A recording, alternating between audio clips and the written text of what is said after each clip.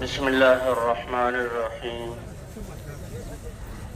الحمد لله نحمده ونستعينه ونستغفره ونؤمن به ونتوكل عليه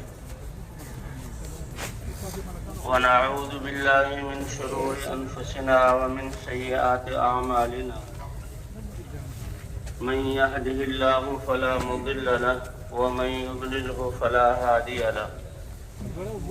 ونشهد أن لا إله إلا الله وحده لا شريك له. ونشهد أن سيدنا ومولانا محمدا عبده ورسوله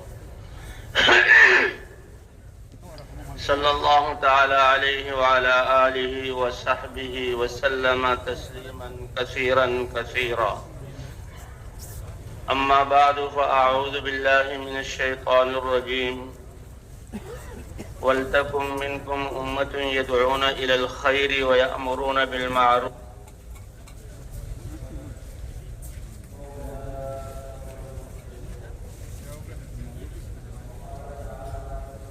سبيلي أدعو إلى الله على بصيرة أنا ومن اتبعني وسبحان الله وما أنا من المشركين.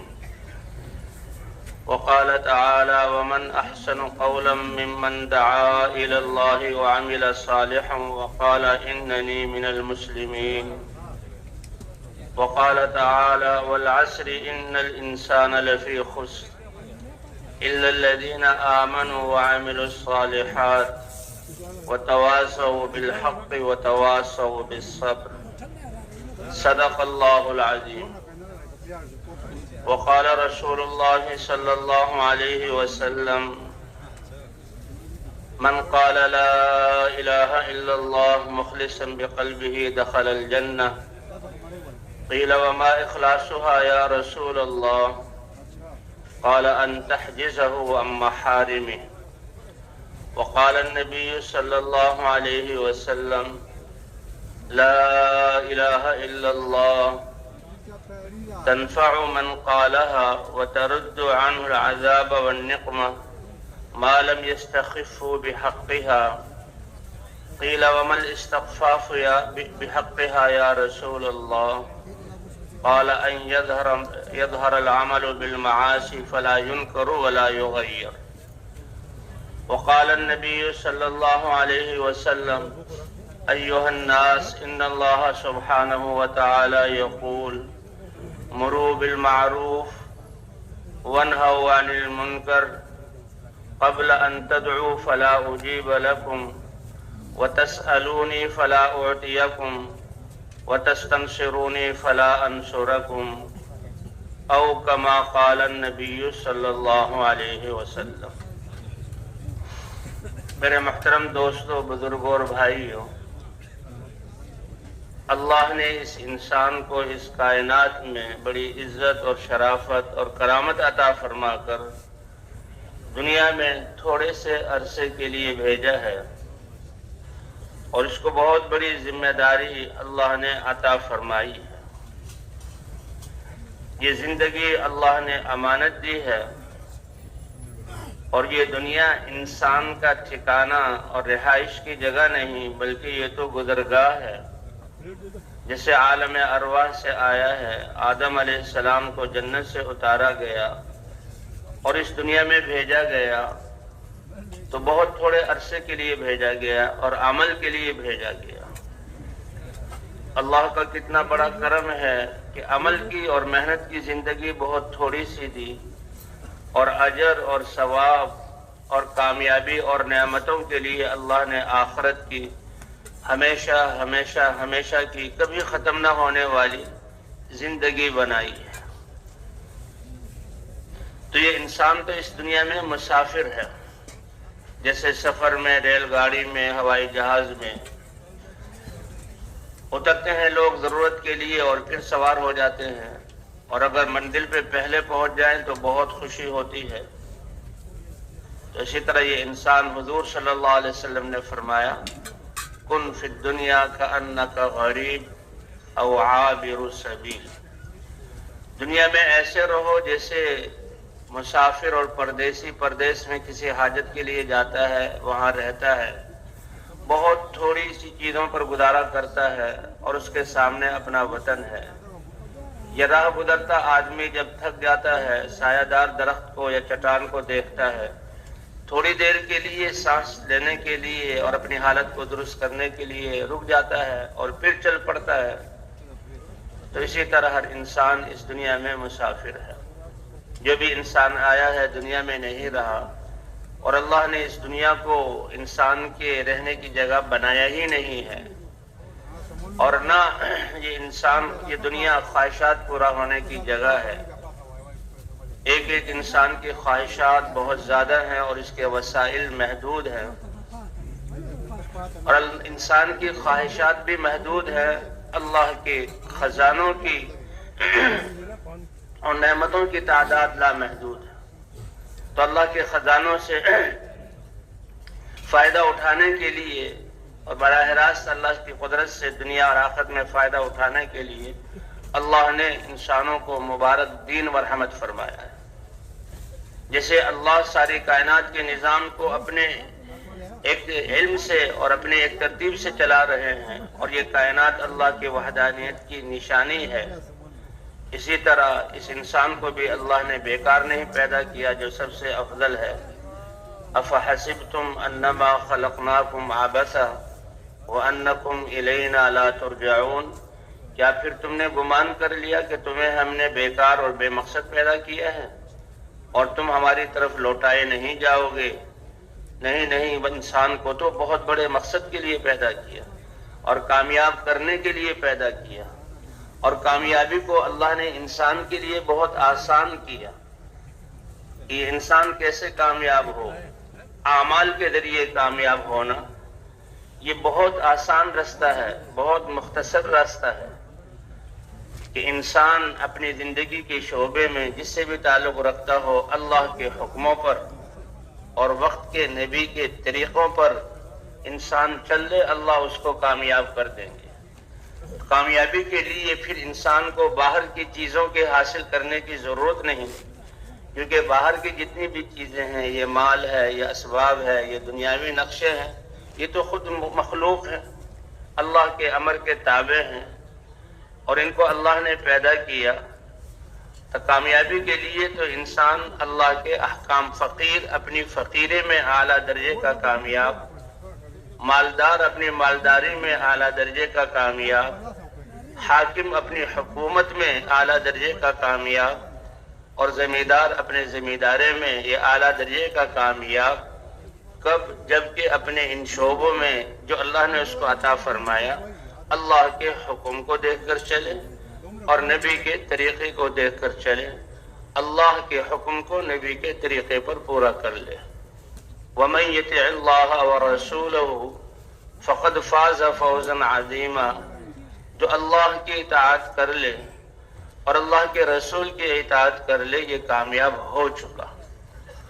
اس لیے اللہ نے انسان کی کامیابی کا تعلق و دار و مدار اس کے اپنے جسم اور دل کے یقین سے رکھا ہے، کیونکہ بنیاد وہ ایمان ہے، دل کا یقین ہے۔ جی ہاں، کہ اللہ سے ہونا اور اللہ کی ذات پر یقین، اسی کی دعوت لے کر حضرات انبیاء کرام آئے۔ سارے انبیاء نے انسانوں کو اس لا الہ الا اللہ کے ذریعے اللہ کی طرف بلایا۔ یا قوم اعبدوا اللہ، اے میری قوم اکیلے اللہ کی عبادت کرو، اس کی مانو، اس کے حکموں پر چلو۔ جی ہاں، ما لکم من الہ غیر، اللہ کے علاوہ کوئی کائنات میں چیز ہے ہی نہیں جس کی طرف دل کا میلان ہو، جس پر انسان یقین کرے اور جو اس کی حاجتوں کو پورا کرے۔ اللہ ہی وہ ذات ہے کہ اللہ کی عبادت کی جائے، اللہ کے حکموں پر چلا جائے۔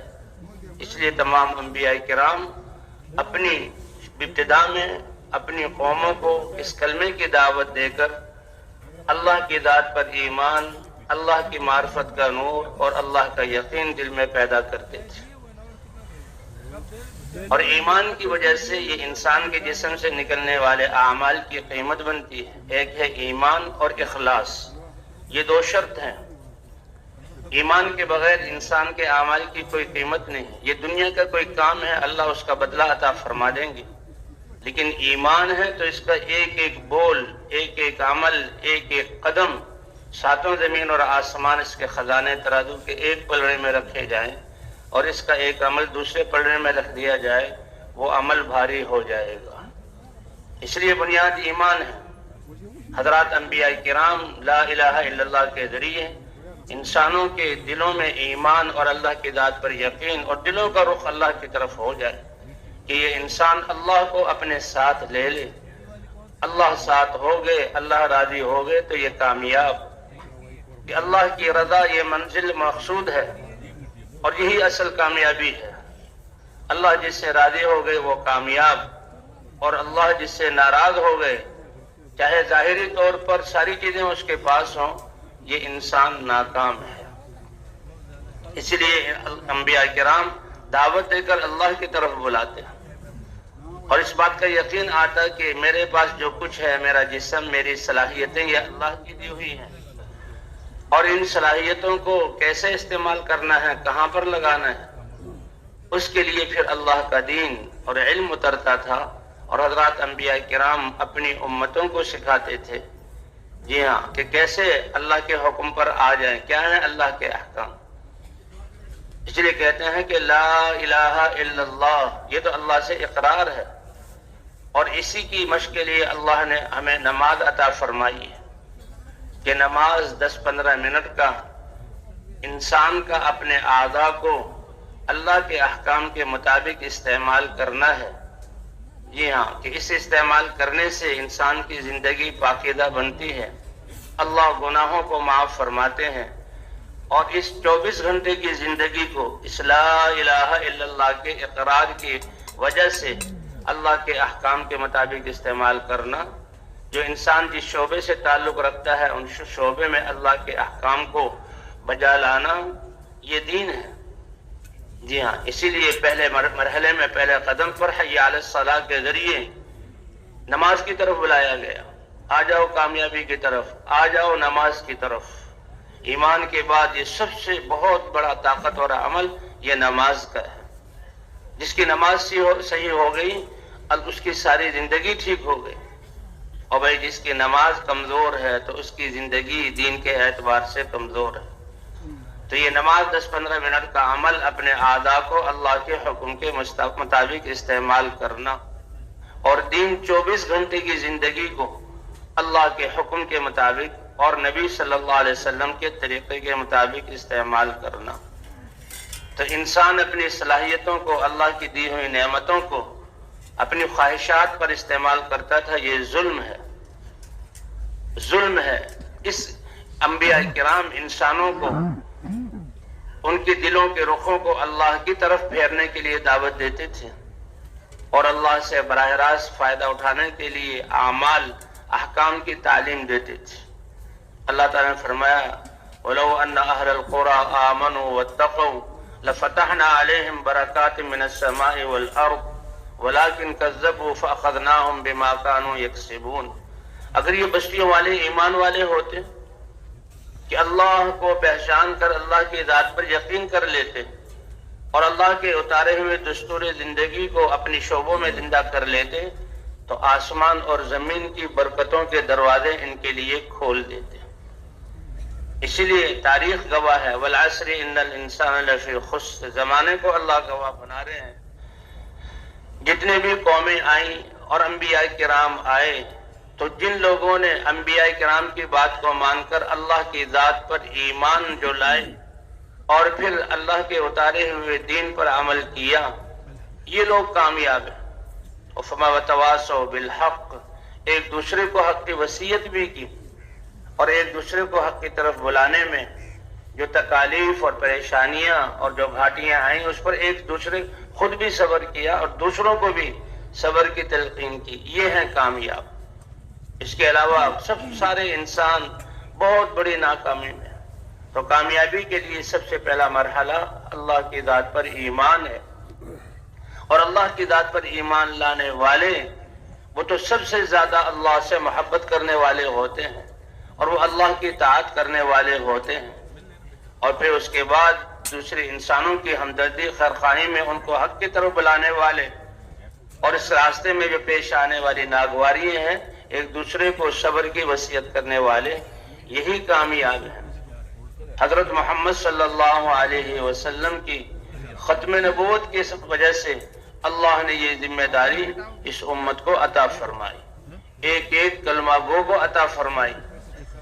یہ امت، اس کو بہترین امت قرآن پاک میں قرار دیا گیا۔ اس لیے حضور صلی اللہ علیہ وسلم نے فرمایا کہ انا حظکم من النبیین، کیونکہ نسبت تو نبیوں والی ہے، اللہ والی ہے۔ یہ دنیا کی نسبتیں تو کم درجے کی ہیں اور تعارف کے لیے ہیں اور ایک ترتیب کے لیے ہیں۔ اصل تو لا الہ الا اللہ، ہم اللہ کے بندے ہیں۔ محمد الرسول اللہ حضرت محمد صلی اللہ علیہ وسلم کی امت میں، اسی لیے نوح علیہ السلام، ان کی امت، موسیٰ علیہ السلام، موسیٰ کلیم اللہ، ابراہیم خلیل اللہ، عیسیٰ روح اللہ، نوح شفیع اللہ، تو ان کی نسبتیں ان انبیاء کی طرف ہے۔ فرمایا تمہارا نصیبہ کہ تمہاری نسبت حضرت محمد صلی اللہ علیہ وسلم کی طرف ہے۔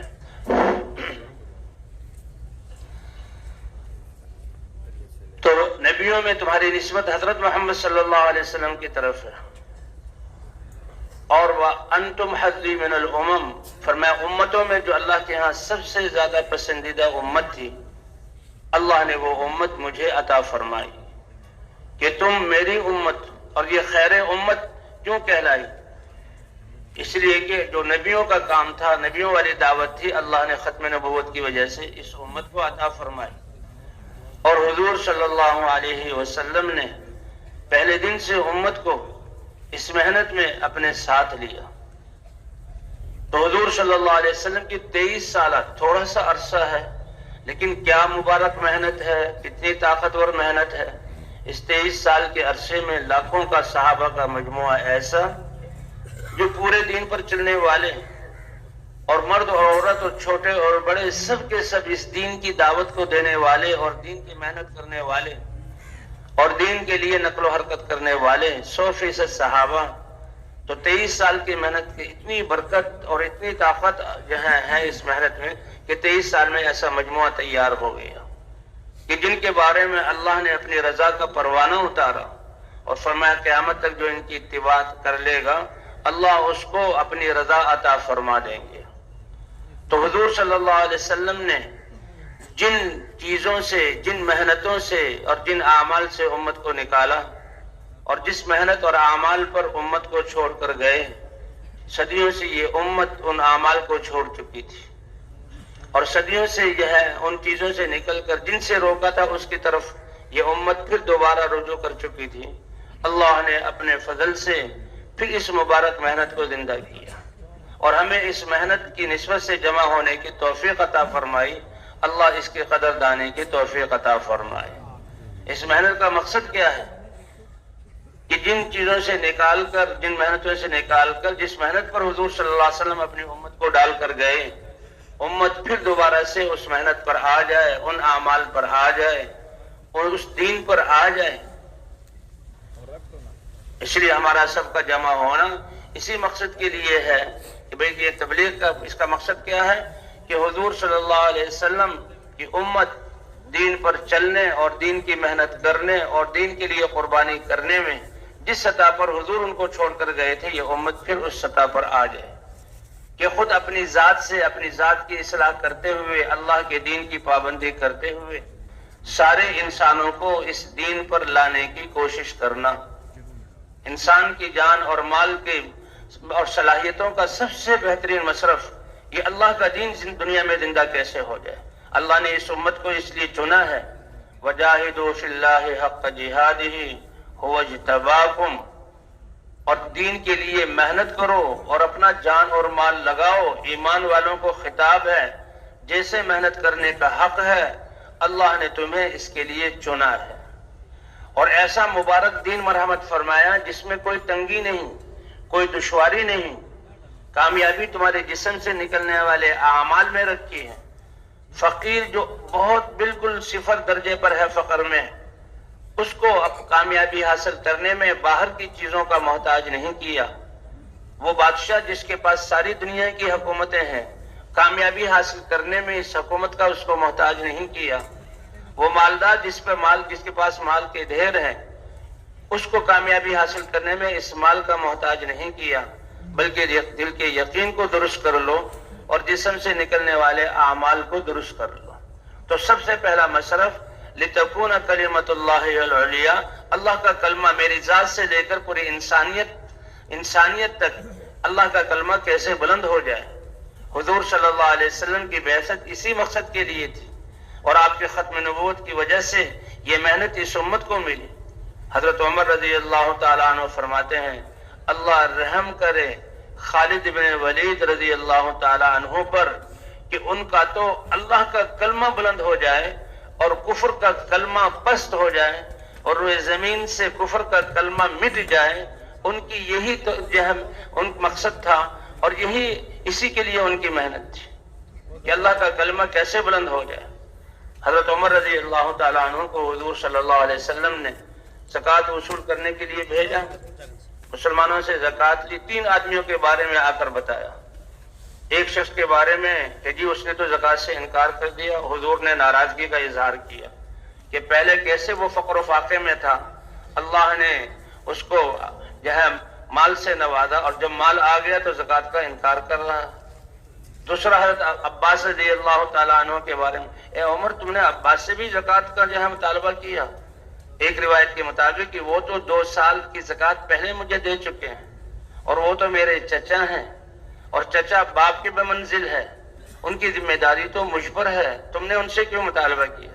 اور کہا تیسرے خالد ابن ولید، تم نے خالد ابن ولید سے بھی مطالبہ کر لیا؟ اس نے کب مال جمع کیا، کب اس کی فکر کسی دنیا کے بنانے میں ہے؟ اس کی فکر اور ساری صلاحیتیں تو ہے ہی اسی لیے کہ اللہ کا کلمہ کیسے بلند ہو جائے۔ وہ تو اپنی زندگی اور ساری چیزوں کو اللہ کے دین کے لیے زندہ کرنے کے لیے، اور کفر کا کلمہ پست ہو جائے۔ اللہ ہمیں بھی یہ صفت عطا فرما دے۔ اللہ نے اس امت کو چنا ہے، تو جان اور مال کا سب سے بہترین مصرف اللہ کا دین دنیا میں زندہ ہو جائے۔ اسی لیے جیسے روزانہ 5 دفعہ نمازوں کے لیے بلایا جاتا ہے، اسی لیے اللہ کے راستے میں اعمال کے لیے آؤ بھائی، مشورے کے لیے آؤ بھائی، دعوت دینے کے لیے، سے روزے کے لیے نکلو، تعلیم کے لیے جمع ہو جاؤ۔ اور یہ نکلنا کب تک یہ نکلنا ہوگا؟ فرمایا کہ جیسے اب نکلنا ہمارے لیے مشکل ہے گھروں سے، تو اس سطح پر اللہ ہمیں پہنچا دے کہ گھروں کو واپس جانا اس سے زیادہ مشکل ہو جائے کہ کیسے ہم گھروں کو جا سکتے ہیں، اور اللہ کا دین ابھی تک زندہ نہیں ہوا۔ اللہ ہمیں یہ جذبہ عطا فرما دے۔ اور دوسرا صلاحیتوں جان و مال کا مصرف کہ اللہ والا علم دنیا میں زندہ ہو جائے۔ یہ علم جو اللہ نے انسانوں کے لیے اتارا، انسانوں کی زندگیوں کے تمام شعبوں میں اللہ کے احکام زندہ ہو جائے، اس لیے کہ ان احکام کے زندہ ہونے پر اللہ دنیا کو امن کا گہوارہ بنائیں گے، عافیتیں عطا فرمائیں گے، مسلمانوں کی زندگی یہ ہدایت کا ذریعہ بنے گی۔ اور تیسرا جان و مال کا مصرف کہ ہمارے آس پاس یہ اللہ کا نظام ہے کہ مالدار کو مالدار بنایا، اسباب اور نقشے دیے، اس میں اس کا امتحان ہے، اور فقیر کو فقر میں رکھ کر اس کو وہ بھی امتحان میں ہے، اس کو بھی اللہ نے اپنے احکام کا مکلف بنایا۔ تو یہ اللہ کا نظام ہے ہمارے آس پاس یتیم، بیوہ، محتاج، فقیر، بھوکے، کہ ان پر ہم کیسے خرچ کریں۔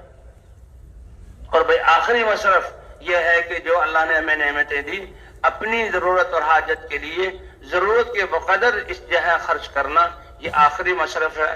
لیکن آج ہم نے الٹ کر دیا کہ سب سے زیادہ خرچ ہمارا کھانوں پر، اس کے بعد اپنے لباس پر، اس کے بعد سواریوں کے اچھا ہونے پر، اور اس کے بعد گھروں کے اچھا بنانے پر۔ حضور صلی اللہ علیہ وسلم اپنی مسجد میں تشریف لے جا رہے تھے، ایک جگہ جہاں عمارت بنتے ہوئے دیکھی، بالا خانہ بنتے ہوئے دیکھا، پوچھا یہ کس کا ہے؟ کہ یہ فلاں صحابی کا ہے۔ حضور خاموش ہو گئے، چل پڑے، اور پھر ایک موقع پر وہ صحابی حضور صلی اللہ علیہ وسلم کے پاس حاضر ہوئے، سلام کیا تو حضور نے سلام کا جواب نہ دیا۔ وہ دوسری طرف سے حاضر ہوئے، کہا السلام علیکم، سلام کیا، حضور جیسی ہستی نے سلام کا جواب نہ دیا۔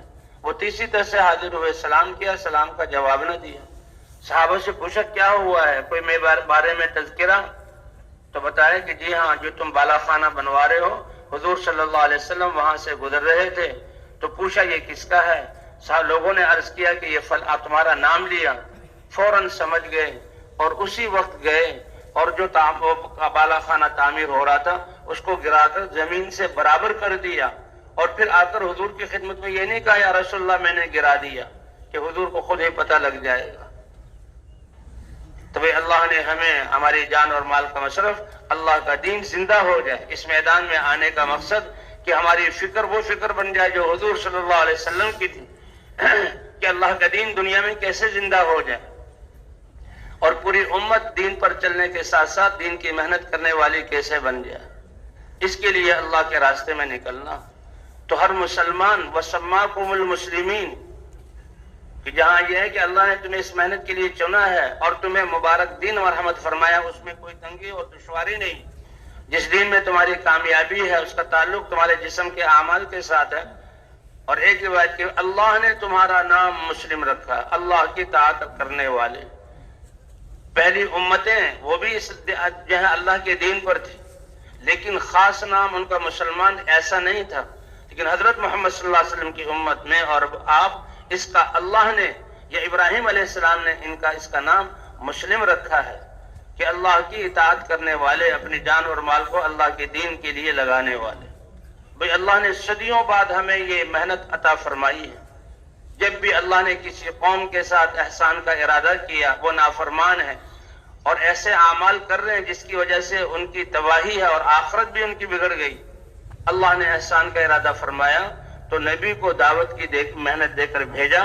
نبی نے دعوت دی، دعوت سے ہدایت اتری، لوگوں کے دلوں میں ایمان آیا، زندگیوں میں اعمال زندہ ہوئے، تو انہی کو اللہ نے زمین کا وارث بنایا اور ظلم کو ختم کیا، روئے زمین کو پاک کیا۔ اللہ فرماتے ہیں زمین کا وارث ہم نے ایمان والوں کو بنایا۔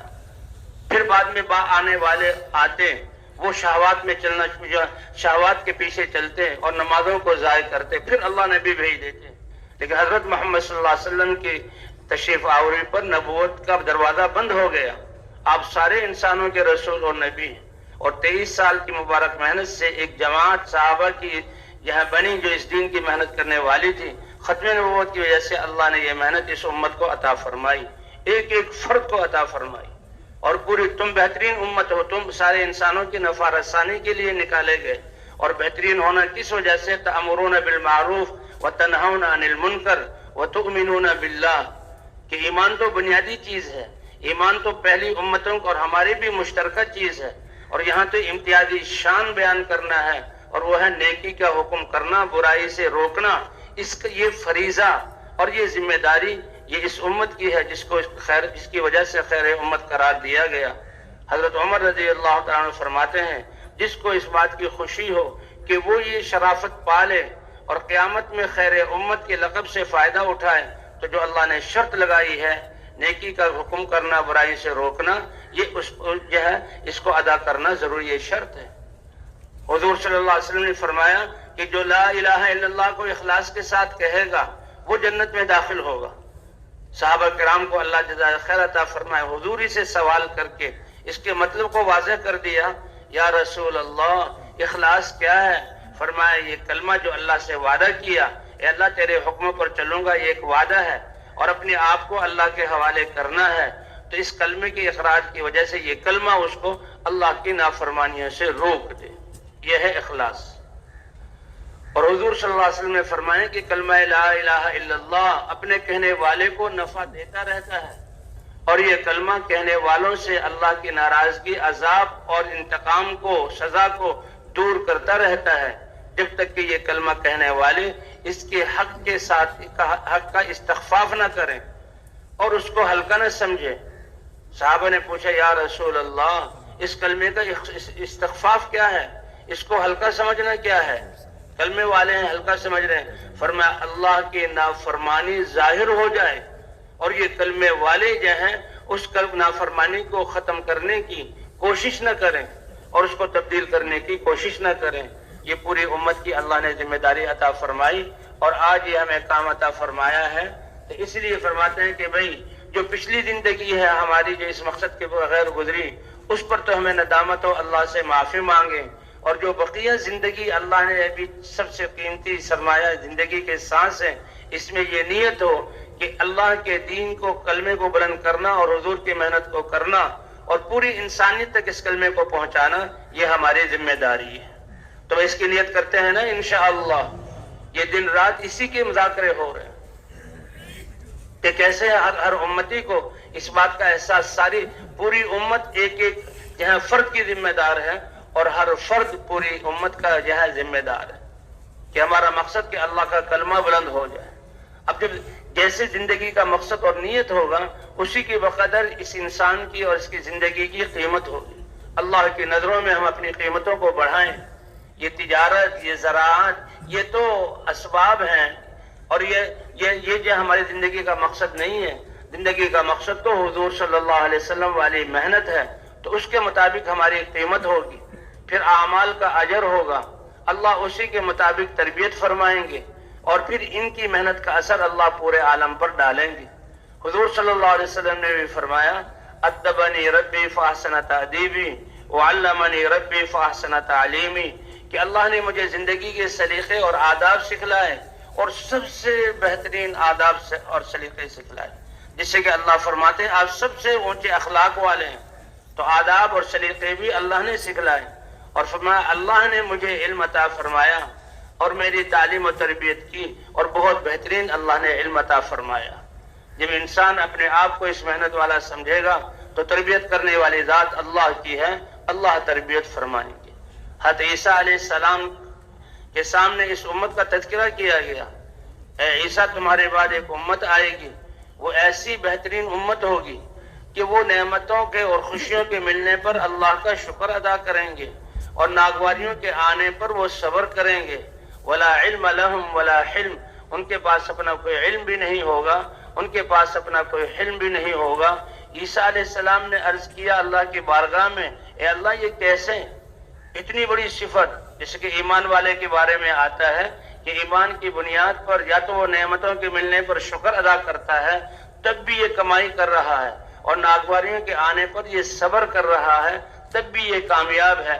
مسلمان تو کسی حال میں خالی ہے ہی نہیں کمائی سے، زندگی کے سانس لمحات بڑے گنے چنے بہت تھوڑے سے، اور آخرت کی ہمیشہ کی زندگی کی تیاری کے لیے، سرمایے کے لیے اللہ نے بھیجا ہے، اس لیے کوئی سانس بھی اس کا بے وقت اور بے قیمت نہیں ہے، حتیٰ کہ اس کی راتیں بھی بے وقت نہیں ہیں۔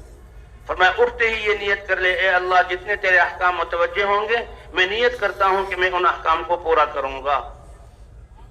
اور اسی طرح انسان جو ہے اعمال کرتے ہوئے سو جائے، کتنے ایسے اعمال ہیں کہ ان قرآن کی 10 آیتیں پڑھ لینا، عشاء کی نماز کو جماعت کے ساتھ پڑھ لینا، فجر کی نماز کو جماعت کے ساتھ پڑھ لینا، یہ ایسا ہے جیسے ساری رات قیام کیا۔ اس لیے بھی ہمارا تو کوئی لمحہ جو ہے وہ جو ہے فالتو نہیں ہے اور ضائع ہونے والا نہیں ہے، اللہ اس کی توفیق عطا فرمائے۔ اسے کہتے ہیں جب مشورے میں بیٹھو تو مشورے میں بیٹھتے ہی انسان اپنے جسم کے اعتبار سے ایک عمل کر سکتا ہے، لیکن نیت یہ کرے کہ میں سارے اعمال کرنے کی نیت کرتا ہوں، اجتماعی اعمال میں سے جو عمل بھی مجھے مل گیا میں اس کو ضرور کروں گا، اور سارے اعمال کی نیت کرتا ہوں تو اللہ سارے اعمال کا ثواب عطا فرما دیں گے۔ اس لیے بھائی ہم زندگی کی، اے اللہ یہ زندگی تو اب تیری مبارک اس محنت کے لیے۔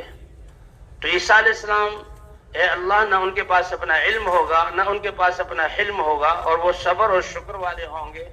اللہ نے فرمایا اعطیہم من علمی واعطیہم من حلمی، اپنے علم میں سے میں ان کو علم عطا کروں گا اور اپنے حلم میں سے میں ان کو حلم عطا کروں گا۔ بھئی اس لیے اب بقیہ زندگی ہماری اس محنت والی ہے، جو حضرات اپنے گھروں کو جا رہے ہیں وہ اسی محنت والا بن کر جائیں۔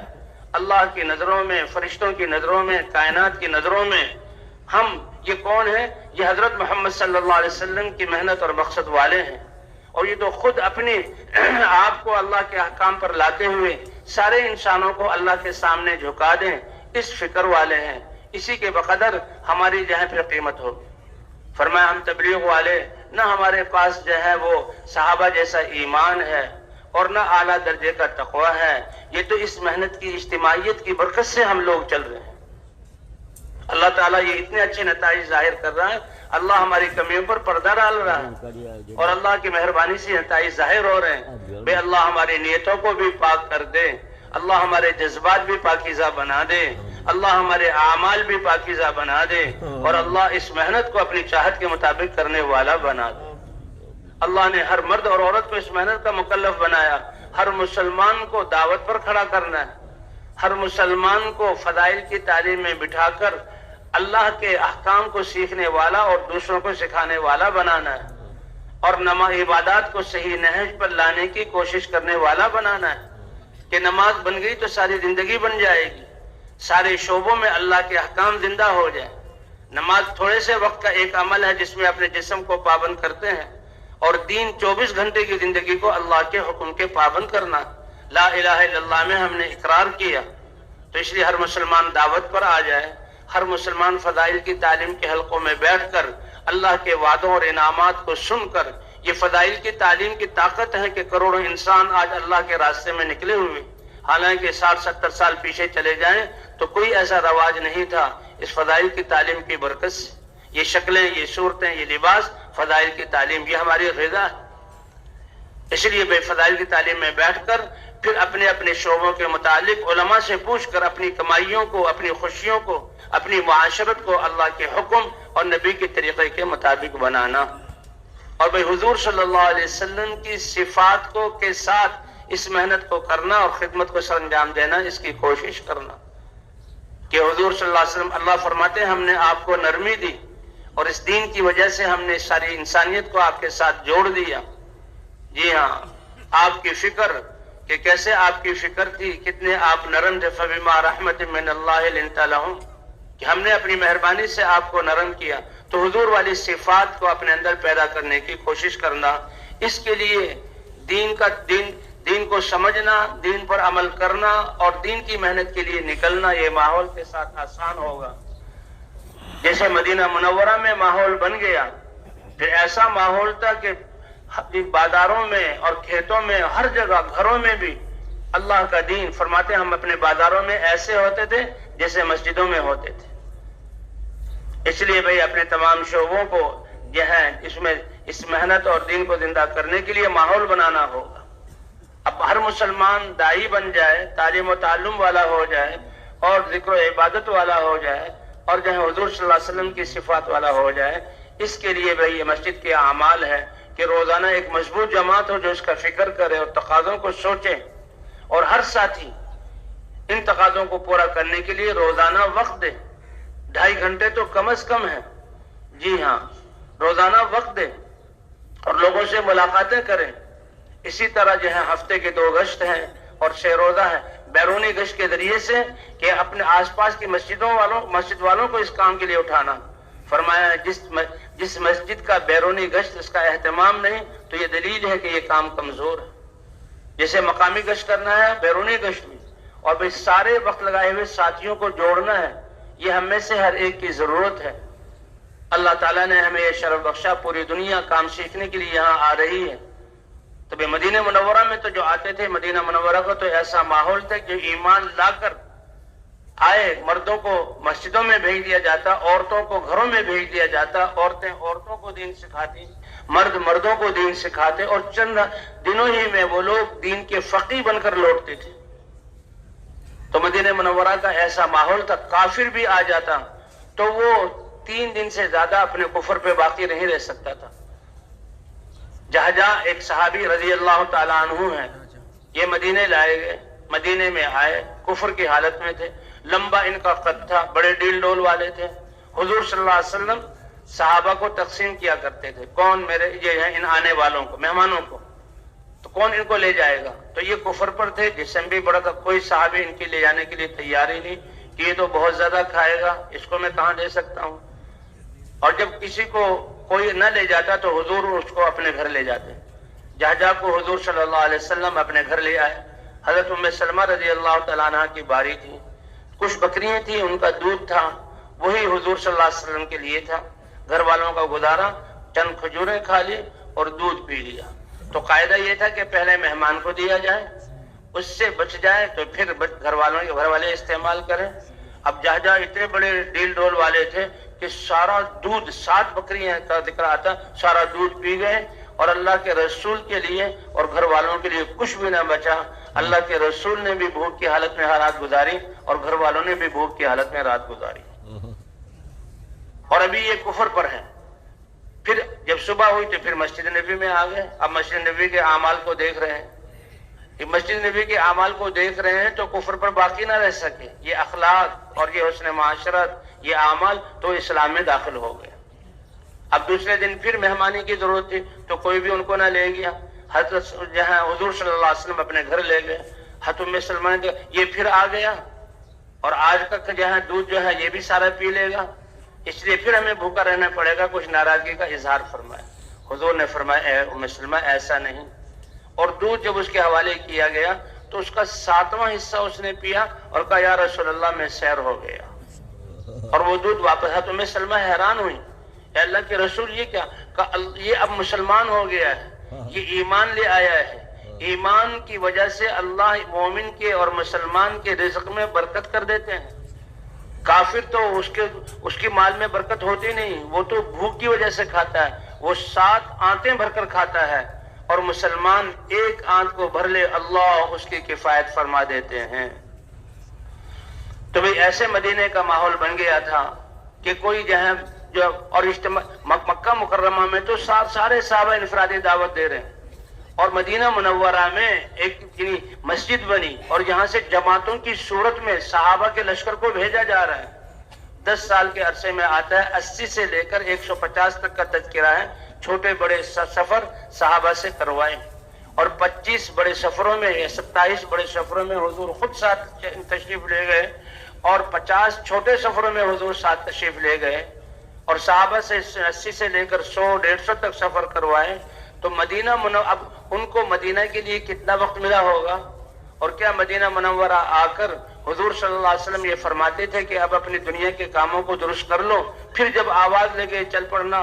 نہیں، مدینے میں بھی ایسی ذمہ داری دی کہ دنیا کے کاموں کے لیے بہت کم وقت ان کو بچتا تھا، کیونکہ آنے والوں کی ذمہ داری تو جو مدینے کی ذمہ داری وہی ہمارا مقامی کام ہے، کہ بھئی ہم اپنے آپ کو حضرت محمد صلی اللہ علیہ وسلم کی محنت والا سمجھ کر ہر مسلمان کو دعوت پر ڈالنا، تعلیم و تعلم پر ڈالنا، عبادات کو صحیح نہج پر قائم کرنے کی کوشش پر ڈالنا، اور حضور صلی اللہ علیہ وسلم والے اخلاق کی صحیح کوشش کرنا، اس پر ڈالنے کے لیے ہم اپنے ان اعمال کا اہتمام کریں، اور گھروں میں بھی تعلیم اور جو ہے دعوت کا ماحول اور بچوں کی دینی تربیت اور نمازوں کا اہتمام، اور ہر فرد جو ہے عورتیں بھی وہ اپنی اس ذمہ داری کا احساس کریں اور اس محنت کو کرنے والی ہوں۔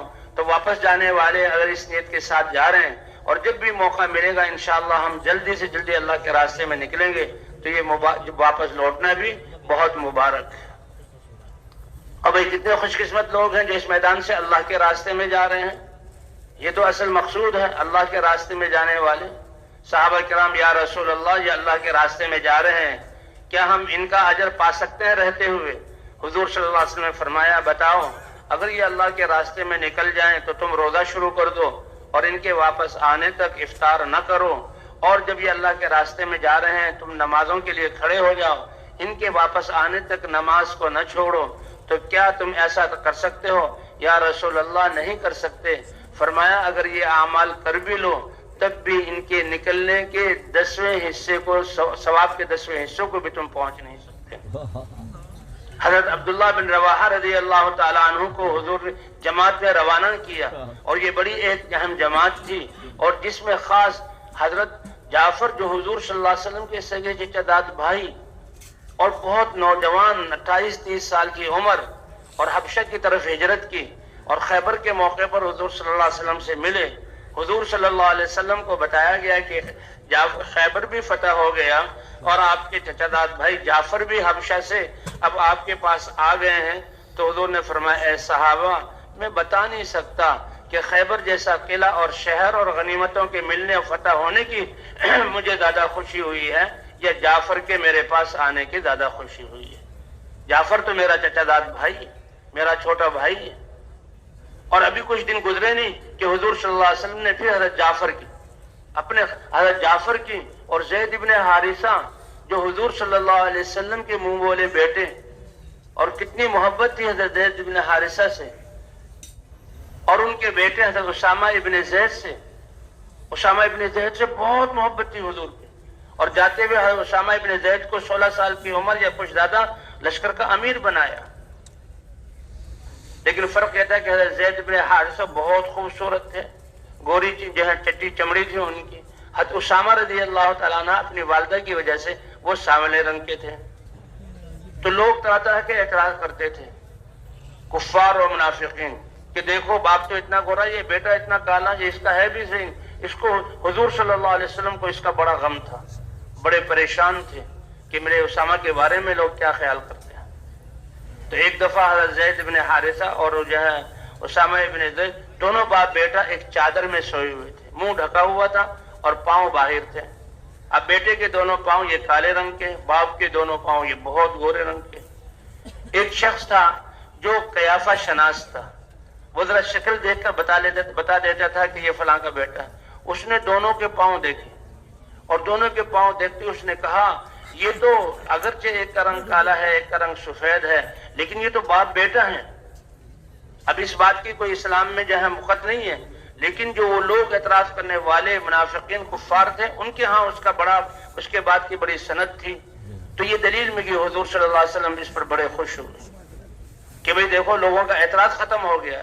تو یہ اسامہ ابن زید، ان کے باپ زید ابن حارثہ، ان کو بھی بھیجا کہ جعفر ابن ابی طالب جائیں گے، اگر وہ شہید ہو جائیں تو پھر زید ابن حارثہ جائیں گے، اگر وہ بھی شہید ہو جائیں. اپنے گھر کے 2 آدمیوں کو بھیجا اور شہادت کی خوشخبری تو پھر جو ہے عبداللہ بن رواحہ امیر ہوں گے. جمعے کا دن تھا، حضور نے جماعت کو روانہ فرمایا اور حضرت عبداللہ بن رواحہ نے ایک یہودی ملا کہ دیکھو اللہ کے رسول نے پیشن گوئی کی ہے، تم تو شہید ہو جاؤ گے، لہذا جو کچھ کرنا چاہتے ہو کر لو. جمعے کا دن تھا، ان کے دل میں خیال آیا جماعت روانہ ہو جائے، سواری میری اور سامان سب تیار ہے، میں حضور کی مسجد میں ٹھہر جاؤں، یہ آخری جمعہ ہے، حضور کے پیچھے پڑھ کر جاؤں. رک گئے اور جمعہ پڑھا. حضور صلی اللہ علیہ وسلم نے دیکھا، پوچھا اے ابن رواحہ کس چیز نے تمہیں روکا؟ یا رسول اللہ لأجمع معک، یہ آپ کے پیچھے جمعہ پڑھ لو آخری، اس لیے روکا ہوں. اب یہ کتنا بڑا عمل ہے، کیسی جو ہے بہت بہترین نیت ہے، حضور کی محبت کا اظہار ہے. مسجد نبوی میں جمعہ پڑھنے کی عظمت ہے. تو کہہ رہے ہیں اے اللہ کے رسول لأجمع معک، آپ کے پیچھے جمعہ پڑھنے کے لیے. لیکن حضور صلی اللہ علیہ وسلم نے فرمایا، یہ علماء فرماتے یہ اعمال تو تم نے کر لیے، اور جو صحابہ مدینے کو چھوڑ کر گئے ہیں وہ صحابہ جو ہیں ان نے یہ اعمال نہیں کیے، وہ صرف اللہ کے راستے میں چلے ہیں اور ان کے جسم پر اللہ کے راستے کی غبار پڑی ہے اور انہوں نے چند قدم طے کیے ہیں اور ان کے سانس چڑھے ہیں، وہ بھی کہیں ٹھہرے ہوں گے. ان اعمال کے ساتھ لو انفقت ما فی الارض جميعا، روئے زمین کے سارے چیز خزانوں کے مالک بن جاؤ اور اللہ کے لیے صدقہ کر دو، اس ثواب کو بھی تم ملا لو. ما ادرکت غدوتہم، اے ابن رواحہ ان کے آدھے دن پہلے جانے کے ثواب کو تم نہ پہنچ سکو. اس لیے بھی اللہ کے راستے میں نکلنے کا وقت یہ بہت قیمتی ہے، اس کی بڑی حفاظت کرنی ہے. صحابہ کرام کی ایک دفعہ تشکیل فرمائی، رات کا وقت تھا، چلو اللہ کے راستے میں جاؤ. اب صحابہ کرام کے دلوں میں خیال آیا اس زمانے کا اندھیرے کا سفر اور اسباب اور سواریاں نہیں اور پیدل چلنا، یا رسول اللہ مدینے میں ہی ہیں، راتوں کو اپنے گھر چلے جائیں وہاں گزار لیں. صبح اور تھا یہ کہ تہجد کے وقت اندھیرے میں وہ سفر شروع کیا کرتے تھے، صبح ہم نکل جائیں. حضور نے کیا فرمایا، اے میرے صحابہ تم یہ نہیں چاہتے کہ تمہاری یہ رات بھی جنت کے باغوں میں سے کسی باغ میں گزرے؟ فوراً صحابہ سمجھ گئے کہ حضور صلی اللہ علیہ وسلم کی منشا رات ہی کو نکل جانے کی ہے. یا رسول اللہ ہم تیار ہیں، اور رات ہی کو اللہ کے راستے میں نکل گئے. تو بھئی اللہ کے راستے میں جو نکلنے کے لیے وقت دیا یہ بہت قیمتی، اور اس کی قیمت تو کروڑوں گنا بڑھ گئی. اللہ تعالیٰ تو بے حساب دینے والے ہیں.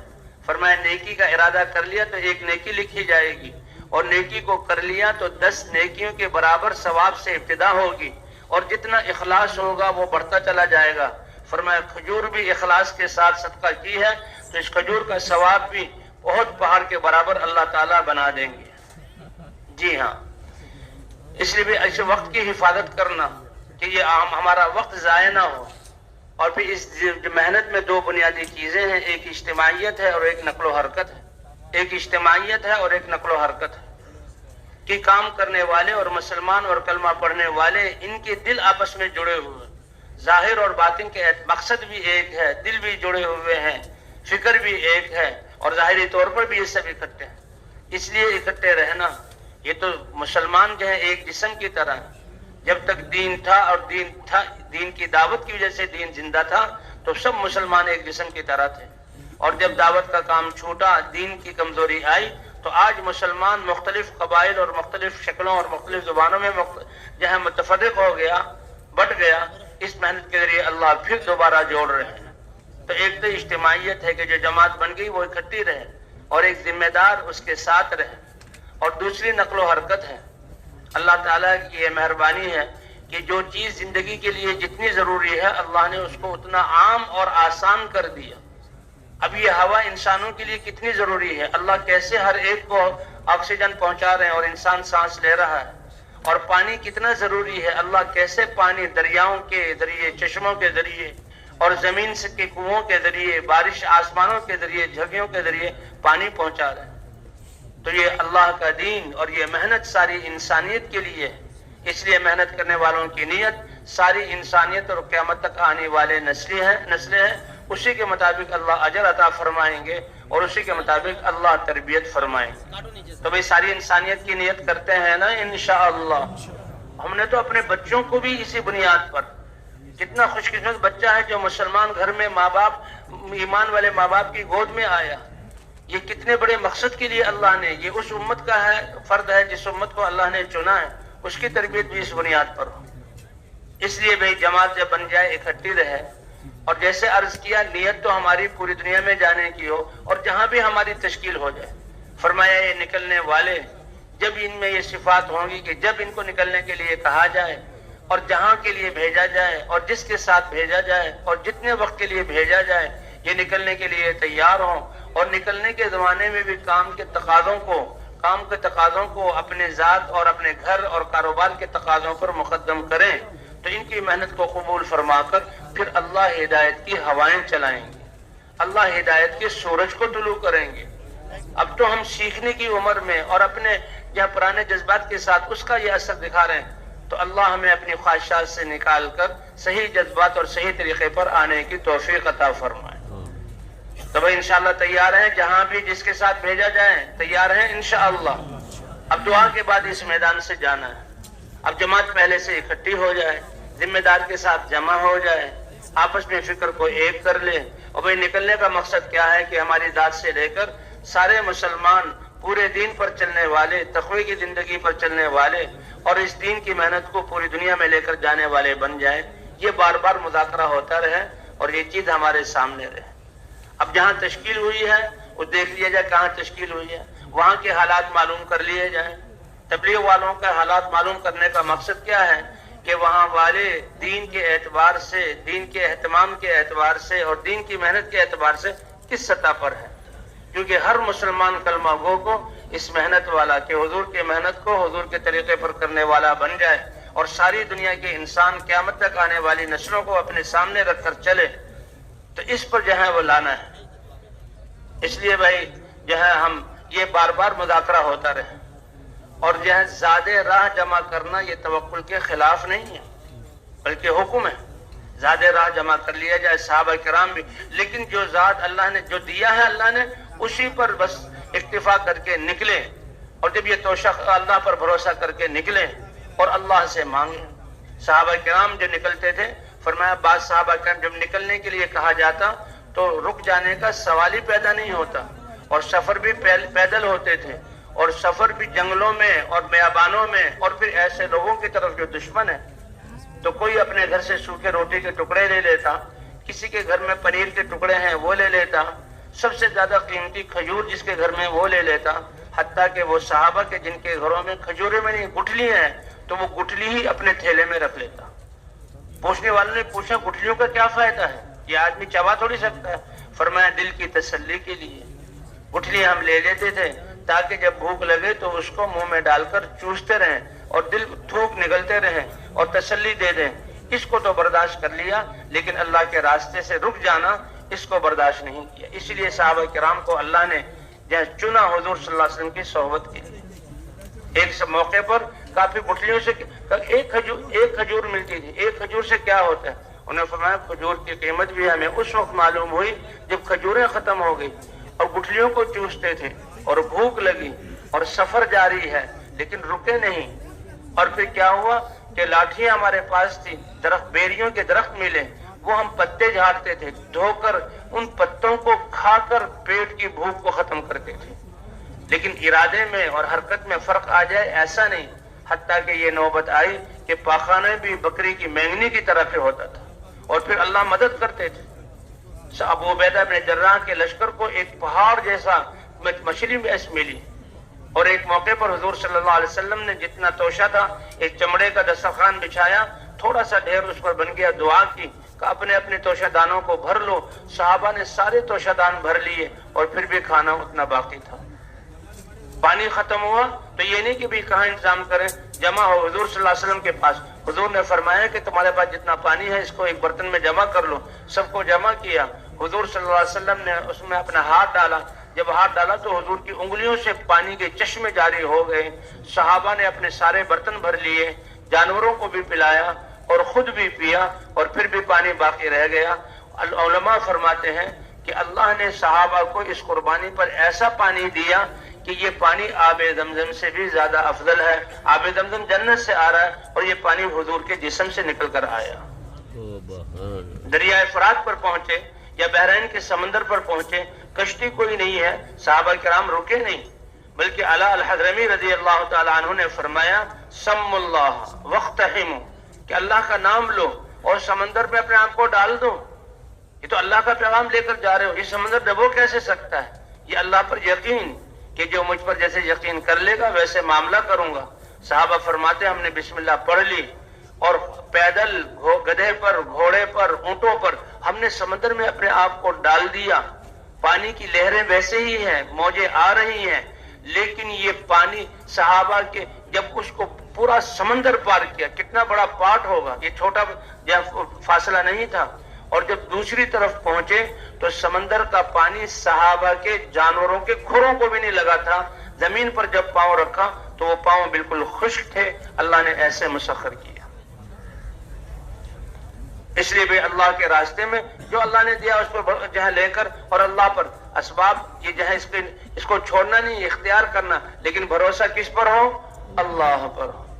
اس لیے کہتے ہیں انتظامی طور پر 2 ساتھیوں کو خدمت کے لیے لگا دیا جائے اور ساتھیوں سے کچھ زیادہ راہ جمع کر لیا جائے, جہاں جانا ہے اس کا کرایہ اور 1-2 وقت کے کھانے کے لیے, اور 2-3 ساتھیوں کے پاس تقسیم کر دیا جائے تاکہ ضرورت کے مطابق ان سے لے لیں, اور 2 ساتھی خدمت کے لیے. یہ صحابہ کرام کے زمانے سے ایسا. حضور صلی اللہ علیہ وسلم جب لشکروں کو روانہ فرماتے تو حکم فرماتے تھے اکٹھے رہو, اور پھر 2-2, 3-3 کی جوڑی بنا دیتے. عقبہ ابن عامر رضی اللہ تعالیٰ عنہ فرماتے ہیں کہ میں اپنے گاؤں سے 12 آدمیوں کی جماعت کے ساتھ مدینہ منورہ آیا کہ حضور کی خدمت میں دین سیکھیں گے. کہا میرے ساتھی کی باری لگ گئی کہ تم نے اونٹ چرانے ہیں, اونٹوں کو کھولنا, چراگاہ میں لے جانا, چرانا, پھر واپس لانا, پانی پلانا. تو 2 آدمی کی خدمت تھی, باقی 10 آدمی حضور کے جب خدمت میں تشریف فرمایا مسجد نبوی میں. کہتا ہم جب شام کو واپس آئے تو کچھ ہم بھی حضور کی باتوں میں سے سن لیں. اسی لیے 2 ساتھی خدمت میں متعین کرتے ہیں, وہ آپس میں بھی سیکھنا سکھانا, دعوت دینے کا عمل کرتے رہے. بازار میں سودا لینے جائیں, سودا لینے کے بعد ان کو دعوت دیں, اور پھر جتنا موقع ملے اجتماعی اعمال میں شریک ہو. کہ میں حضور صلی اللہ علیہ وسلم کی مجلس میں آیا اور حضور صلی اللہ علیہ وسلم اس وقت کیا فرما رہے تھے کہ جو آدمی اچھی طرح وضو کرے اور 2 رکعت اللہ کی طرف توجہ کے ساتھ پڑھ لے تو اللہ اس کے لیے کو جنت میں داخل کریں گے, جنت واجب ہو جائے گی. کہ میں نے یہ بات سنی, واہ واہ اللہ کے رسول کتنی اچھی بات کر رہے ہیں کہ میں اب یہاں اس وقت آیا حضور سے سنا. کہ میرے جانب ایک شخص بیٹھے ہوئے تھے, ایک جانب, انہوں نے کہا تم ابھی نووارد معلوم ہوتے ہو, ابھی اسی مجلس میں آئے ہو, تم نے پہلی بات نہیں سنی. میں نے دیکھا یہ کون ہے جو مجھے بتا رہا ہے؟ وہ حضرت عمر اس مجلس میں بیٹھے ہوئے تھے. تو صحابہ ایسے علم کی مجلس میں بیٹھتے تھے.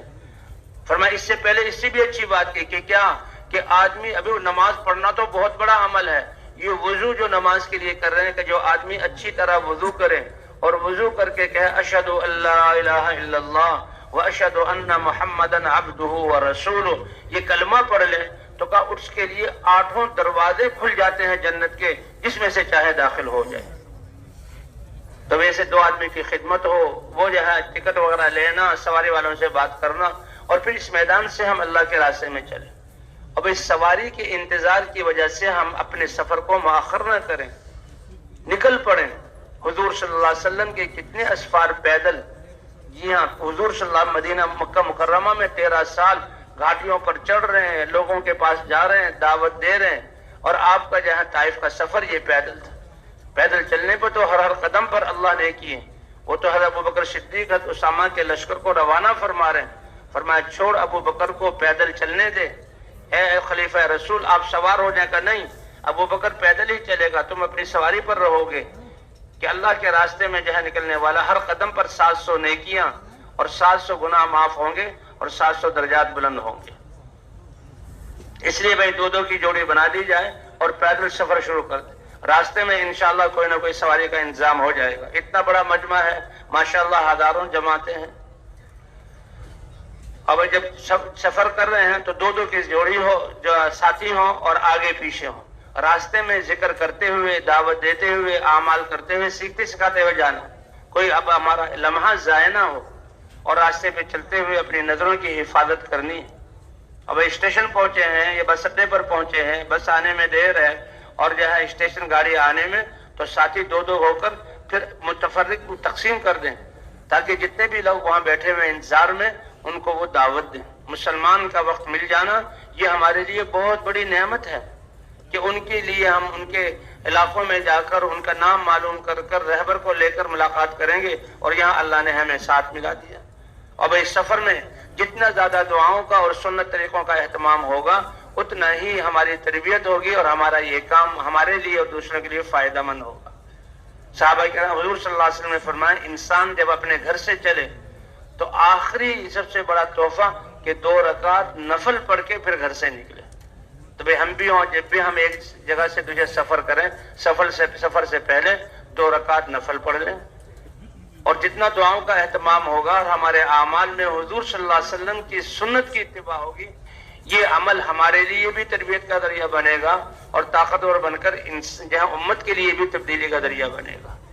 اس لیے راستے کے دائیں طرف چلنا، نظروں کی حفاظت کرتے ہوئے چلنا، اور جو ہے اللہ کا ذکر کرتے ہوئے، دعوت دیتے ہوئے چلنا۔ جتنی جگہوں سے گزریں گے، جو درخت اور جو کھیت اور جو ڈھیلے اور جو پتھر، اتنا شعور ہے کہ انسان کے نیک اعمال کے انوارات کو وہ محسوس کرتے ہیں، اور قیامت میں یہ اللہ کے ہاں گواہی دیں گے۔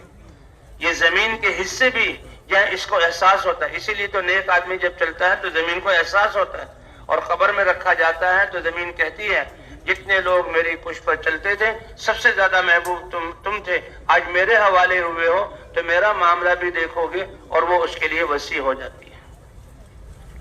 اب نظروں کی حفاظت کرنا، اس لیے کہ آتا ہے، صاف آتا ہے کہ نظر شیطان کے تیروں میں سے ایک زہریلا تیر ہے۔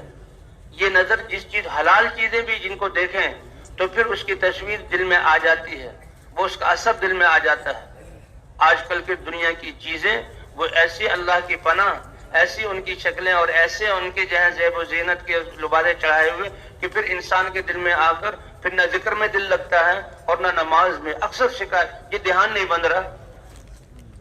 تو وہی نظروں کو، یعنی حرام سے تو نظر کی حفاظت کرنا یہ فرض ہے، اور وہ حلال چیزوں سے بھی نظروں کو جھکا کر رکھنا یہ ضروری ہے، تاکہ یکسوئی حاصل ہو۔ اب جب اسٹیشن پر بیٹھے ہیں، پہنچے ہیں، 2 ساتھی جو ہیں وہ ٹکٹ لے کر ساتھیوں کو ٹکٹ دے دیں، اور ہر ایک ساتھی کا ٹکٹ اس کے حوالے کیا جائے، اور گاڑی جب آئے تو اترنے والوں کا اکرام کیا جائے، اور پھر چڑھ کر ہم گاڑی میں سوار ہو جائیں۔ بس آئی ہے تو بس کا آنے کے بعد بس میں بسم اللہ سے سوار ہوں، اور بیٹھ کر الحمدللہ 3 مرتبہ، اللہ اکبر 3 مرتبہ، سبحانک انی ظلمت، یہ دعا پڑھ کر پھر آسمان کی طرف دیکھیں، اور پھر جہاں سفر کی دعائیں ہیں ان کو پڑھ لیا جائے۔ جہاں سے نکل رہے ہیں، بسم اللہ توکلت علی اللہ ولا حول ولا قوت الا باللہ۔ بس والوں سے خدمت والے بات کر لیں کہ ہم اللہ کے راستے میں جا رہے ہیں، نماز کے اوقات میں آپ نے گاڑی کو روکنا ہوگا، اور ایسی جگہ جہاں پانی، مسجد ہو یا پانی کا انتظام ہو، سارے ساتھی جو ہے نماز پڑھ سکیں۔ اسی طرح ریل گاڑی میں بھی، اس میں بھی نماز کا اہتمام کرنا ہے، لیکن اس کو جو نظام الاوقات ہے وہ معلوم کر لیے جائیں۔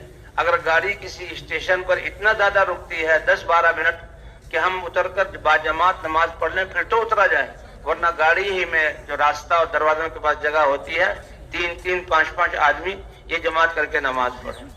اور بھئی ہم بھی اپنے وقت کی حفاظت کریں، اگر باوضو رہیں تو بہت ہی اچھی بات ہے، یہ وضو مومن کا ہتھیار ہے کہ جب وضو ٹوٹا وضو کر لیا تو پھر تو بہت ہی کم وقت لگے گا، بس والوں نے بس روک دی کہ بھئی تھوڑا وقت ہے، تو اس لیے پہلے ہم نماز کا اہتمام۔ ایک صحابی حضور صلی اللہ علیہ وسلم کی خدمت میں، یا رسول اللہ بھوک اور فقر و فاقہ ہے، حضور صلی اللہ علیہ وسلم نے ایک جملہ فرمایا، اے صحابی باوضو رہا کرو، تو انہوں نے باوضو رہنے کا اہتمام شروع کر دیا۔ تھوڑے دنوں بعد حضور کا اس کے سامنے پیش، حضور نے کہا کیا حال ہے؟ یا رسول اللہ اللہ نے فقر کو دور کر دیا۔ اب جاتے ہوئے بسوں میں بیٹھے ہیں یا ریل گاڑی میں بیٹھے ہیں تو عام مجمع کے ساتھ ہم بیٹھے تاکہ ہمیں انہیں دعوت دینے کا موقع ملے۔ اگر اپنے ہی ساتھی ہیں، جماعت والے ساتھی ہیں، پھر بھی ہمارے راستے کے اعمال، دعاؤں کا اہتمام، ذکر کا اہتمام اور ایک دوسرے کو دعوت دینا۔ عمومی لوگوں کے ساتھ بیٹھنا تو ان کو دعوت دی جائے۔ یہ دعوت اتنا بڑا عمل ہے کہ اللہ خود داعی ہے سب سے پہلے کہ آؤ جنت کی طرف، دوڑو اللہ کی طرف، انیبو اللہ، اللہ کی طرف گڑ گڑاؤ، اللہ دعوت دیتے ہیں۔ سارے انبیاء کو دعوت دے کر بھیجا گیا، دعوت ہی سے انسانوں کی زندگیاں بنی۔ حضرت محمد صلی اللہ علیہ وسلم کی ختم نبوت کی وجہ سے ہر کلمہ گو مرد اور عورت کو اس دعوت والی ذمہ داری ملی۔ تو اللہ فرماتے ہیں دعوت دیجئے حکمت کے ساتھ، کہ جس کو دعوت دے رہے ہیں اس کے مزاج کو، اس کے دینی سطح کو پہچان کر کیسے بات کرنی ہے، کیسے نرمی سے بات کرنی ہے۔ جب ہم انفرادی دعوت زیادہ دیں گے تو اللہ تعالیٰ ہمیں حکمت کا ملکہ بھی عطا فرما دے گی۔ ادعو الی سبیل ربک بالحکمت والموعظۃ الحسنہ، ایسے اچھے انداز سے اللہ کے حق، اس لیے فضائل ہم ساتھ بیان کرتے ہیں۔ فضائل کے انداز میں اللہ نے بھی اپنے احکام کو قرآن پاک میں اور حضور صلی اللہ علیہ وسلم نے احادیث میں اپنی سنت اور اللہ کے اوامر کو فضائل کے ساتھ جوڑا ہے۔ جیسے یہی حدیث کہ جو آدمی جہاں وضو کر کے نماز پڑھ لے گا تو جنت اس کے لیے واجب ہو جائے گی۔ جو شخص وضو کے بعد یہ دعا پڑھ لے گا 8 دروازے اس کے لیے کھل جائیں گے۔ یہ فضائل ہیں۔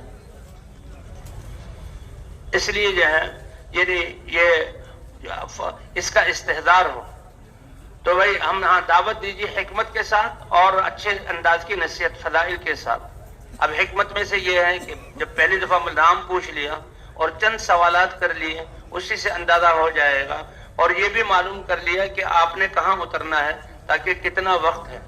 اللہ نے یہ دعوت دنیا کا سب سے بڑا جہاں یہ کام اور سب سے بڑی محنت ہے، اس سے بڑی محنت نہیں، اور آسان بھی اتنا کیا کہ اعلان کرنے والا چند سیکنڈ اور 1-1.5 منٹ میں اپنی بات کو لوگ مجمع کے سامنے رکھ دیتا ہے، متکلم چند منٹوں میں بات کر کے اس کو تیار کر کے مسجد کی طرف بھیج دیتا ہے، اور ہمارے بیان کرنے والے 15-20 منٹ سے لے کر گھنٹوں تک بیان کرتے ہیں۔ اللہ نے اتنا آسان کیا، اس لیے جتنا وقت ہو ان کو سمجھایا جائے کہ دیکھو کامیابی کی دینے والے اللہ ہیں، اور اللہ کے ہاں سے کامیابی لینے کا دستور اللہ کا مبارک دین ہے۔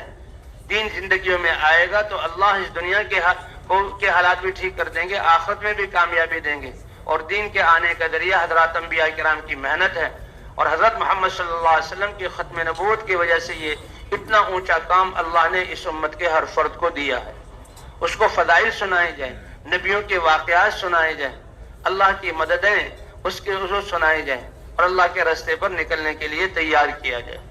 اگر وہ کہہ کہ میں تو تیار ہوں، میں ابھی آپ کے ساتھ جانے کے لیے تیار ہوں، مجھے لے چلیں، بتایا جائے کہ نہیں، اس کی ایک ترتیب ہے۔ آپ اپنی مسجد میں ساتھیوں کے ساتھ جڑیں، وہاں روزانہ کے اعمال میں شریک ہوں، ان کے ساتھ سیر و روزے کے لیے نکلیں، اور اپنے علاقے سے جماعت بنا کر جہاں پھر رائیونڈ آئیں، اور وہ راستے میں دعوت دیتے ہوئے جی ہاں تو ہم نے احتیاطات بھی کرنی ہے۔ ہمیں تو اپنا جذبہ ہو کہ سب کچھ ہم لگائیں ان کے لیے، ان کو کھلائیں بھی پلائیں بھی، لیکن ان کے پاس جو کچھ ہے اس سے فائدہ اٹھانے کی نہ نیت ہو، نہ دل میں لالچ ہو، اور نہ عملاً فائدہ اٹھائیں۔ اگر وہ کھانے کی چیز بھی پیش کریں تو پھر حکمت کے ساتھ ایسے معذرت کر دیں کہ ان کو گراں نہ ہو، اور ان کے اترنے سے پہلے وہ ان کی بات سمجھ میں آ جائے کہ بھائی نے مجھے کتنی بڑی ذمہ داری کے لیے جہاں آمادہ کیا ہے، اور اللہ کے راستے میں جو نکلنے کا ارادہ کر لیں۔ اب بھائی جب اتر کر جہاں مسجدوں میں جائیں، اگر بس سے اترے ہیں اور جہاں بستی کی طرف جانا ہے تو ذمہ دار ساتھیوں کو جمع کر لیں، اور پھر مذاکرہ ہو جائے کہ ہمارا اللہ کے راستے میں نکلنے کا کیا مقصد ہے، کہ اللہ کا دین پوری دنیا میں زندہ ہو جائے، ہر مسلمان دین پر چلتے ہوئے اپنی زندگی کو درست کرتے ہوئے ساری انسانیت کو اللہ کے دین پر لانے کے لیے کوشش کرنے والا، اپنی صلاحیتیں لگانے والا بن جائے۔ اب ہم اس بستی کی طرف جا رہے ہیں تو یہ پوری کی پوری بستی حضور کی محنت والی کیسے بن جائے، یہاں کا ہر فرد حضور کی محنت والا اور دین پر چلنے والا کیسے بن جائے، یہ نیت کروائی جائے۔ اب اس سفر میں مشقت ہے، تھکاوٹ بھی ہے، اور گرمی سردی بھی ہے، کھانے پینے کا آگے پیچھے آنا بھی ہے، ناگواریاں، تو یہ تو مطلقاً ایمان کی حالت میں انسان پر جو ناگواریاں آتے کانٹا چبھا تو یہ بھی نیکی بنا کر لکھا جائے گا۔ بھوک کا ایک تھوڑا سا وقت آیا، بعد میں کھانا کھا لیا تو بھوک کو بھی نیکی بنا کر لکھا جائے گا، اور پیاس کو بھی نیکی بنا کر لکھا جائے گا۔ وہ تو گھوڑا جو اللہ کے راستے میں نکلنے کے لیے جہاد کے لیے باندھا ہوا ہے، وہ گھوڑا جو اپنے کھوٹے کے گرد چکر لگا رہا ہے، اس کے چکر بھی اس باندھنے والے کے لیے نیکی بنا کر لکھے جائیں گے، حتیٰ کہ اس کی لید اور اس کی پیشاب کو بھی قیامت میں اس مجاہد کے لیے تولا جائے گا۔ تو بھئی ایمان کی برکت سے تو ایک ایک سانس، ایک ایک عمل قیمتی ہے، پھر جو اللہ کے راستے میں نکلے ہیں تو اس کی ایک ایک عمل کی کروڑوں گنا قیمت بن جاتی ہے۔ بھئی ہم اللہ کے راستے میں جو نکلے، سردی جو لگی، گرمی جو آئی، تھکاوٹ ہو گئی اور کمر تختہ ہو گئی، کھانا پینا آگے پیچھے ہوا، اور یہ جہاں گرد و غبار، اس کے فضائل سنائے جائیں کہ اللہ اس پر کیا عطا فرمائیں گے۔ فضائل وہ طاقت ہے کہ مسلمان کو جب فضائل پتہ لگتے ہیں تو پھر اس میں اور زیادہ قربانی کرنے کا جذبہ پیدا ہو جاتا ہے۔ جیسے خباب ابن ارت رضی اللہ عنہ، یا رسول اللہ، آپ پر ہمیں ڈالا جا رہا ہے، کوڑے ہمیں مارے جا رہے ہیں، آپ دعا ہی کر دیں کہ ان مشکلات سے ہم بچ جائیں، آپ دعا ہی کر دیں کہ اللہ ہماری دشمنوں کے خلاف مدد فرمائے۔ تو حضور نے دعا نہیں کی، مدد کی دعا نہیں مانگی، بلکہ اور زیادہ قربانی کرنے والوں کے واقعات کہ دین کے لیے تو آروں سے چیرا گیا، دین کے لیے تو کھال اور گوشت کو جسم سے نکال دیا گیا، لیکن پھر بھی وہ اپنے ایمان پر باقی رہے، مزید قربانی پر آمادہ کیا۔ تو بھئی آج تو قربانی یہی تھا، اپنی یہاں حاجات کو آگے پیچھے کرنا، ساتھیوں کو فضائل سنائی جائے۔ اور جب جماعت سے مذاکرہ ہو رہا ہے، جو دیہات والے ساتھی بسوں سے اتر کر جا رہے ہیں ان کو بھی اپنے ساتھ لے لیا جائے، بھئی دعا ہوگی، دعا میں شریک کر لیا جائے، ان کے کانوں میں بھی پڑ جائیں کہ یہ بستروں والے جو آئے ہیں یہ ہماری بستی میں کس لیے جا رہے ہیں۔ ایسی ہمدردی، ایسی خیر خواہی اور حضور صلی اللہ علیہ وسلم والی شفقت والے الفاظ جب وہ سنیں گے، یہ تو اس مشغولی کے زمانے میں، مادہ پرستی اور نفسہ نفسی کے زمانے میں ہمیں حضور کی محنت پر کھڑا کرنے کے لیے آئے ہیں، اور دعا میں ان کے لیے دعا کرتے ہوئے آنکھوں کے آنسو، تو یہ ہمارے انشاءاللہ کام والے بن کر جائیں گے۔ جسے حبیب نجار سے پہلے وہ اللہ کی طرف سے یا نبی کی طرف سے بھیجے ہوئے حبیب نجار سے ملے، وہ ایمان لے آیا، اور جب قوم کی طرف وہ گئے تو قوم والوں نے ان کو مارنا چاہا تو حبیب نجار آگے بڑھ گیا۔ تو بھی اس لیے دعا میں شریک کر لیں، اور پھر راستے کے دائیں طرف اسی آداب کے ساتھ ذکر کرتے ہوئے، سیکھتے سکھاتے ہوئے اور نظروں کی حفاظت کرتے ہوئے، اور بستی نظر آنے پر یہ دعائیں کتنی ہیں، اللہم بارک لنا فیہا، اللہم ارزقنا جناہا، وعیدنا من وباہا، اللہم حببنا الی اہلہا وحبب صالح اہلہا۔ یہ دعا پڑھتے ہوئے ہم بستی میں داخل ہوں اور راستے کے دائیں طرف چلیں، اور بستی میں داخل ہو کر جہاں مسجد کی طرف، جب مسجد میں پہنچے تو یہ مسجد اللہ کا گھر ہے، ٹھہر جائیں، اللہ کے گھر کی عظمت کا استحضار کہ ہم نے اللہ کے گھر میں داخل کیسے ہونا ہے۔ بیوتی فی الارض المساجد، میرے گھر، اللہ فرماتے ہیں مساجد ہے، مسجد میں آنے والے اللہ کے مہمان ہیں۔ جو صبح کو مسجد میں آئے یا شام کو مسجد میں آئے، ایک ایک کو لکھا جائے گا، اور ایک ایک آنے پر، جیسے کسی کے گھر جائیں تو وہ مہمان نوازی کرتا ہے، اللہ فرماتے ہیں ایک ایک کے آنے پر قیامت میں میں اپنی شان کے مطابق ان کی مہمانی کروں گا۔ اگر ایک بستی میں کام کرتے ہوئے ایک مسجد سے دوسری مسجد کی طرف ہم جانا ہوتا ہے، تو اگر ان مسجد والوں کو ایک رات پہلے ہی اطلاع کر دیں کہ اس وقت ہماری جماعت پہنچے گی، تاکہ پرانے ساتھی جو ہیں ہمارے جماعت کو لینے کے لیے مشورے میں بیٹھ کر نصرت کے لیے پہلے سے تیار ہوں۔ لیکن پہلی دفعہ داخل ہونے کوئی بات نہیں، راستے میں کچھ ساتھیوں سے معلوم کر لیں، پرانے ساتھی کو پیغام پہنچ جائیں، ایسا نہ ہو کہ مسجد بند ہوئی ہے، تالا لگا ہوا ہے، اسی میں کافی دیر لگی۔ اب رکے مسجد کے سامنے تو یہ اللہ کا گھر ہے، اور مسجد میں ہمارا تو ہر عمل کا جو ہے آداب ہیں، سلیقے ہیں، وہ آپس میں سیکھنا سکھانا. تو اللہ کے گھر میں داخل ہونے کے آداب کہ انسان جب داخل ہونے لگے تو جہاں سے مسجد کی حد شروع ہے، پہلے بائیں پاؤں سے جوتا نکال کر جوتے پر رکھ لیں، پھر دائیں پاؤں سے جوتا نکال کر مسجد کے اندر داخل کریں. کیونکہ ہر اچھی چیز ہے، یہ تعلیم اور تربیت ہے ہماری. کھانا کھانا ہو اور جو ہے وضو کرنا ہو، کپڑے پہننے ہو، مسجد میں داخل ہونا دائیں طرف سے. جی ہاں، بسم اللہ والصلاۃ والسلام علی رسول اللہ. اللہم انی اسألک اللہم افتح لی ابواب رحمتک، یہ دعا پڑھ کے داخل ہو.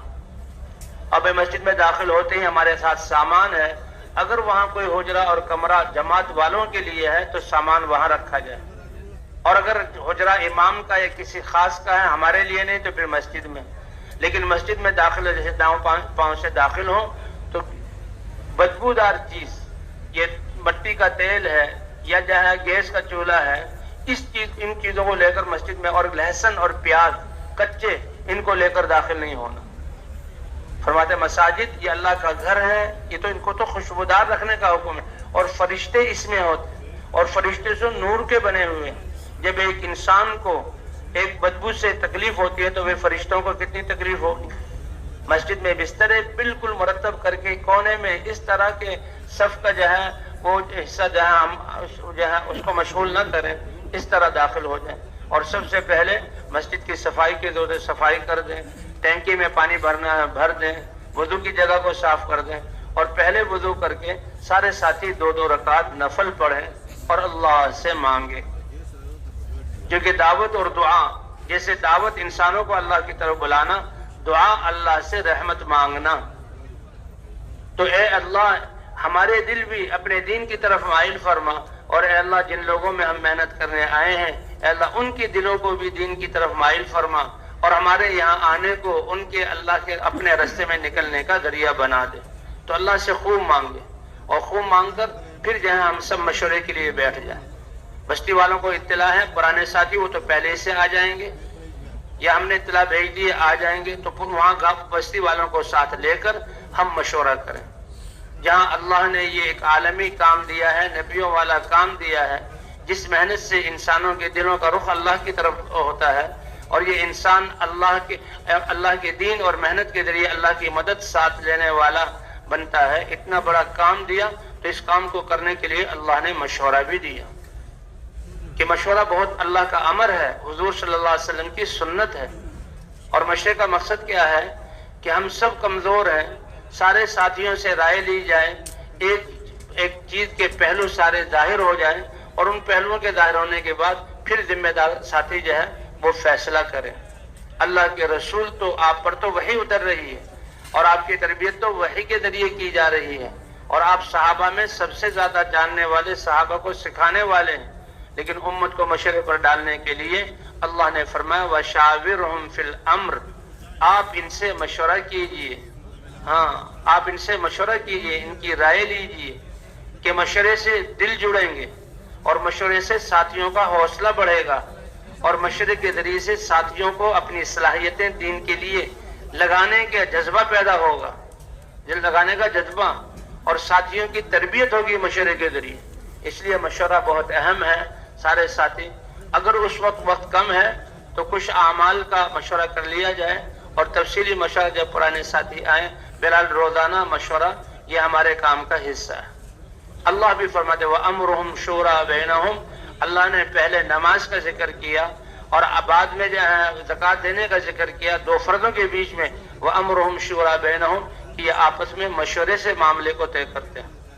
مَا خَابَ مَنِ اسْتَخَارَ وَمَا نَدِمَ مَنِ اسْتَشَارَ، کہ جو اللہ سے خیر کی دعا مانگ لے تو وہ محروم نہیں جائے گا، اور جو مشورے سے کام کرے اس کو ندامت نہیں اٹھانی پڑے گی. تو بھئی ساتھیوں میں سوچنے کی فکر آ جائے، اپنی فکر کو اللہ کے دین کے لیے لگانے والے بن جائیں، ان کی حوصلہ افزائی ہو جائے. اس لیے اور ساتھیوں کو اجتماعی زندگی پر ڈالنے کے لیے بہت ضروری ہے. اس لیے ایسے وقت میں مشورہ کہ سب سے رائے لی جائے، اور سارے ساتھی اللہ کی طرف متوجہ ہوں، اور مشورے میں بیٹھنے سے پہلے یا مشورے میں بیٹھتے اے اللہ جو میرے ذمہ کام ہوگا میں نے سارے کام کرنے، سارے کاموں کی نیت کر لی جائے. نیت کرنے پر اللہ اس کا اجر عطا فرما دیں گے. باقی مشورے سے جو کام ملے اس کے لیے جو ہے اپنے آپ کو پیش کر دیں. ساتھ ہی رائے دیتے ہوئے ایک دوسرے کی رائے کا خیال کریں اور کام کی مصلحت کو سامنے رکھ کر رائے دیں. اپنے ذاتی تقاضوں تھکے ہوئے ہیں بھائی، تھکے ہوئے آرام کے لیے موقع بعد میں مل جائے گا، بھوک ہے تو اس کے لیے بعد میں، اب تو کام کے تقاضوں کو سامنے رکھ کر مشورہ دیں. جی ہاں، ساتھیوں کی رائے کا اہتمام کریں. اچھا ہے کہ ذمہ دار ساتھی سارے ساتھیوں سے رائے لے لے اور پھر اللہ کی طرف متوجہ ہو کر پھر فیصلہ کریں. مشورے سے جو فیصلہ ہوگا اللہ اس میں خیر ڈال دیں گے. جن ساتھیوں کی رائے کے مطابق فیصلہ ہوا تو ان کی تو دلداری ہو گئی، لیکن وہ خوش نہ ہو کہ ہماری رائے کے مطابق فیصلہ ہوا، اے اللہ اس میں خیر ڈال دے. یہ دعا ہم کرتے رہے.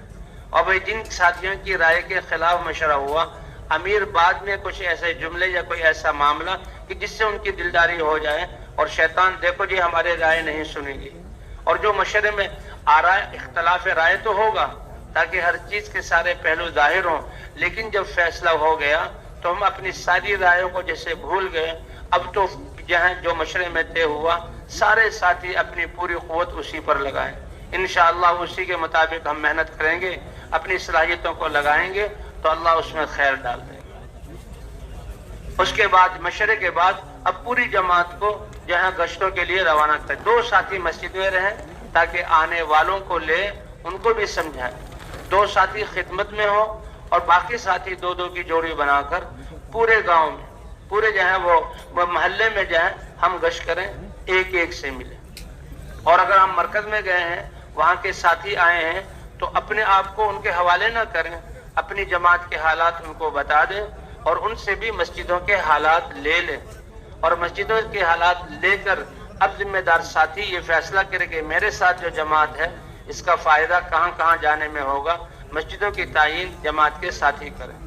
اور فرمائیں کہ پہلے جو غریب، فقراء، مساکین اور بستیوں کے آس پاس کے جہاں شہر کے آس پاس کے جو محلے ہیں غریبوں کے، وہاں سے محنت شروع کی جائے اور محنت شروع کرتے کرتے بیچ میں بھی آ جائے. اور وہ مقام والے ساتھی کہیں گے کہ جی آپ بس ہم آپ کو 5-6 مسجدیں دے دیتے ہیں، 2 دن فلاں مسجد میں، 2 دن فلاں مسجد میں.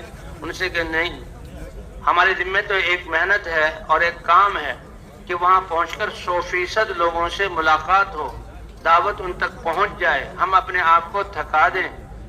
اور دوسرے نقد چلے 3 چلے کی جماعتیں وہاں سے تیار ہو جائیں، ہم خود ہدایات بیان کر کے ان کو روانہ کریں.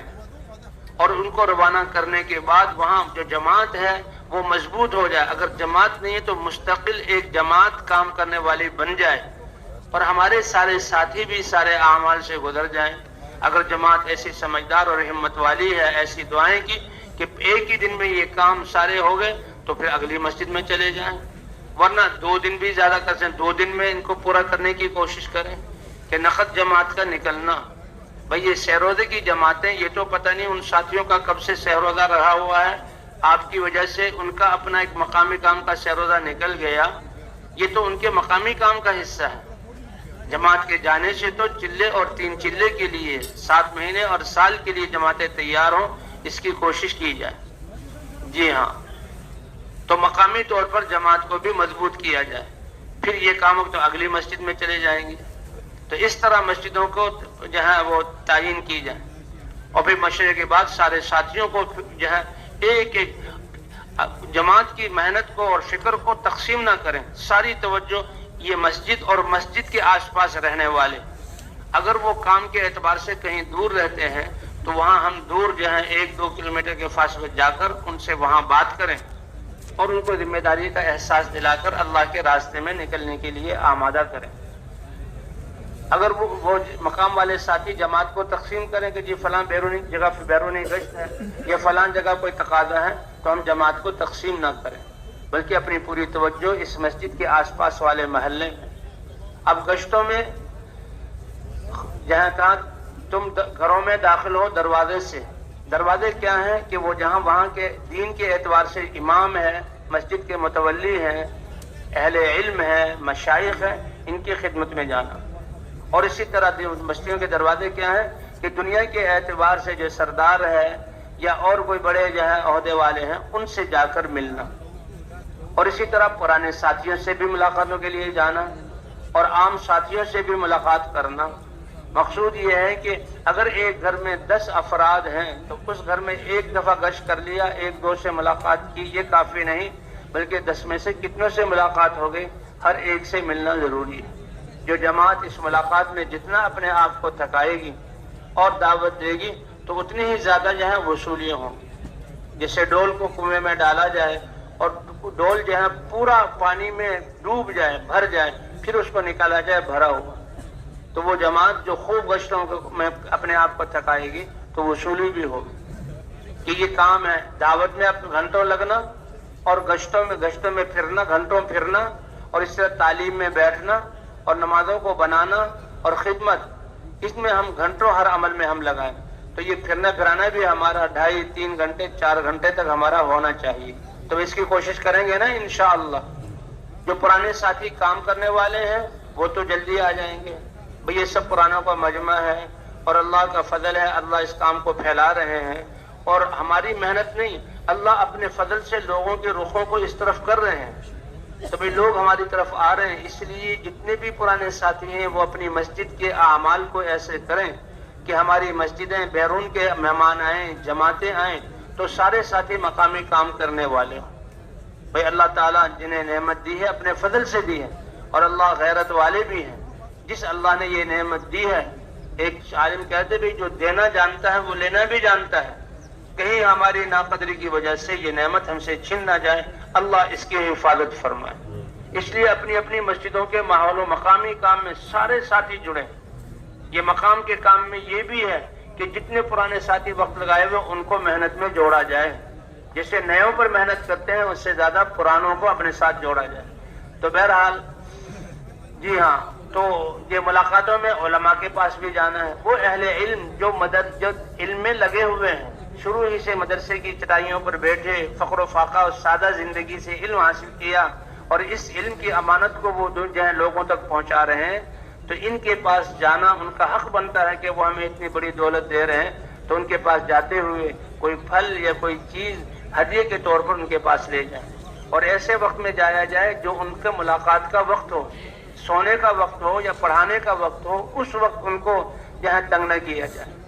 اور جب ہم جائیں تو جہاں جگہ ملے وہاں بیٹھ جائیں، اور علماء جو علم میں لگے ہوئے ان کے پاس جانے کے آداب کہ ان کی علمی مجلس سے ہمیں فائدہ ہوگا۔ ہم تو خود علماء کے پاس جا کر اپنی زندگی کے شعبوں کو دین کے مطابق کریں، اور دوسرے ان سے لیے ان کے خدمت میں دعا کے لیے عرض کر دیں گے۔ اب لوگ مسائل پوچھ رہے ہیں، جا رہے ہیں، ہم بھی سن رہے ہیں، آگے بڑھتے گئے، لوگوں کو پھلان کر کے کہ ہم جماعت والے ہیں ان کے پاس بیٹھیں، ایسا نہیں۔ جب ہماری باری آ جائے وہ پوچھیں کہ جی میں اللہ کے راستے میں نکلے ہیں اور اس مسجد میں آئے تھے، آپ کے لیے خدمت میں تو دعا کے لیے حاضر ہوئے، اسی وقت دعا کر دیں، بہت اچھی بات، بس ہم نے عرض کر دیا، انہوں نے سن لیا، تو اب اصرار نہ کریں، دعا کر دیں، انشاءاللہ دل ہی دل میں یا کسی وقت وہ دعا ضرور کریں گے۔ اور اگر ان کی طرف سے دلچسپی دیکھیں کہ وہ بات سننا چاہ رہے ہیں تو جماعت کی پکی کارگزاری ہے، اس محنت کی وجہ سے جو دینداری آ رہی ہے، لوگ دین کی طرف رجوع کر رہے ہیں، اللہ کے راستے میں نکل رہے ہیں، پکی کارگزاری ان کو سنائی جائے۔ لیکن اپنی جماعت کے ساتھ ہونے والے واقعات یا اپنی زندگی کے واقعات ان کو نہ سنائے جائے۔ اب عالم ہو تو وہ ان کو جہاں تشکیل بھی کر سکتا ہے۔ اسی طرح جو دنیا کے اعتبار سے بڑے ہیں ان کے پاس بھی جانا، اور ان کے پاس اس لیے جانا کہ جیسے عام مسلمان کی ذمہ داری ہے، ان کی ذمہ داری بھی ہے، ان کی صلاحیتیں دین کے لیے استعمال ہو گئی تو کتنے لوگ ان کی وجہ سے دین کی محنت اور دین پر آئیں گے اور ان کو ثواب ملے گا۔ لیکن دنیا کے نقشے والوں، دنیا کے اعتبار سے بڑوں کے پاس جائیں تو منجھے ہوئے ساتھی جائیں کہ جو ان کی دنیا کی چیزوں سے اثر نہ لے، اللہ کی طرف متوجہ، اور ان کے پاس جایا جائے، ان کو بھی ذمہ داری کا احساس دلایا جائے، اور ان کے جہاں دین پر لگنے کے جو فضائل ہیں وہ حضور صلی اللہ علیہ وسلم صحابہ کے پاس، اپنے صحابہ کو بادشاہوں کے پاس بھیجتے تھے، خط بھی لکھتے تھے، فرمایا دیکھو اسلام لے آؤ، حق پر آ جاؤ، مجھے اللہ کا رسول مان لو تو تمہارا بھی ثواب ملے گا، اور تمہاری وجہ سے جتنے لوگ اس دین پر آئیں گے ان سب کا ثواب۔ اللہ نے ان کو صلاحیتیں دی ہوئی ہیں، یہ دنیاوی نعمتیں دی ہوئی ہیں، اگر ان کا استعمال دین کے لیے ہوگا تو کتنا بڑا اجر ملے گا۔ اسی طرح بھی عام لوگوں سے بھی ملاقاتیں کرنا، اور پرانے ساتھی بہت تو پہلے ہی سے آ جائیں گے، کچھ لوگوں کو جا کر اطلاع کرنی ہوگی. کچھ پرانے ساتھی ایسے ہیں کہ جو بہت پرانے لگے ہوئے وقت لگائے ہوئے لیکن آج کل کچھ آدار کی وجہ سے زیادہ متحرک نہیں. ان کا دل میں جو ہے عزت ہو، احترام ہو اور احسان مندی ہو کہ ان لوگوں کے نکلنے کی وجہ سے ہم لوگ نکلیں، اور ایسے لوگوں سے ملتے ہوئے کچھ کارگزاریاں سنا دی جائے، اور جب جماعت تیار ہو تو ان کے ہاتھوں سے روانہ کر دیا جائے. انشاءاللہ کارگزاریوں کے سنانے سے اور جماعت کو روانہ کریں گے مسجد میں بلانے سے انشاءاللہ پھر ان کے جذبات تازہ ہو جائیں گے.